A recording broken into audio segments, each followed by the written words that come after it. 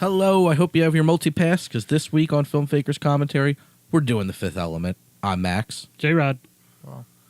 And we are going to do the scene from the movie where there is the opera and there is the fighting. So it's one of the more iconic scenes, as Jared said, from the film. And the song's great. The cutting in this is great. The editing's wonderful. The fighting's great. Everything about the scene rocks.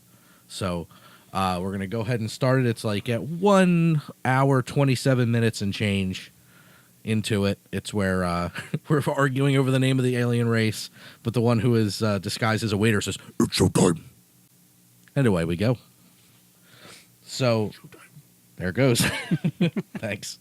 And the curtain's going to open up, and she's going to begin her opera, and we're going to begin some crazy intercutting and some this is one of those scripts I keep meaning to go back and read to see how he actually wrote it all out, because I'd love to see how he wrote the intercutting, because it's definitely one of the harder things to write in a script to make you to not bring the reader out of the script flow, in my opinion.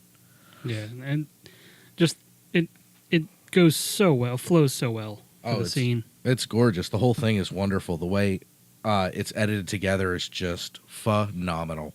Absolutely one of the stronger things that Luc Besson's ever put out.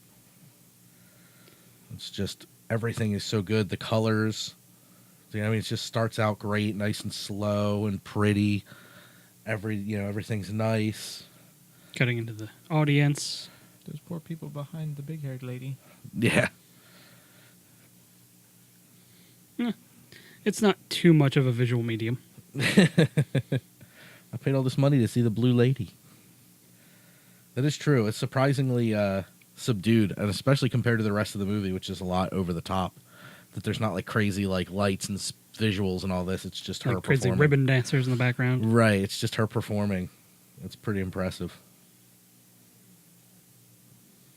Cut to Lilu Yep. being bored. They won't let me go to the show. It's just look at this hall. It's beautiful. Just gorgeous, like wide shots. Even when he cuts to a medium, he keeps a wide angle on there so you can see just how sprawling the opera is. It's great. Even here, a lot of very Spielberg-y with the close-up wides here. A lot of that going on. Yeah, there's always stuff going on in the background. Yeah, look, even this. Like, right before the big wide shot there of the whole spaceship interior. And here, even still medium with a big old wide on there, just for space, give you that feeling of space. Everything is so big. We're in expensive hotel rooms.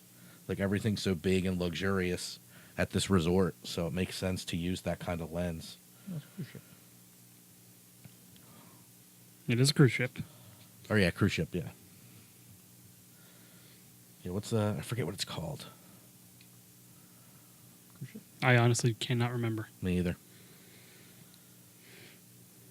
It's been a long time since I actually watched the movie. Yeah. Aside from this scene.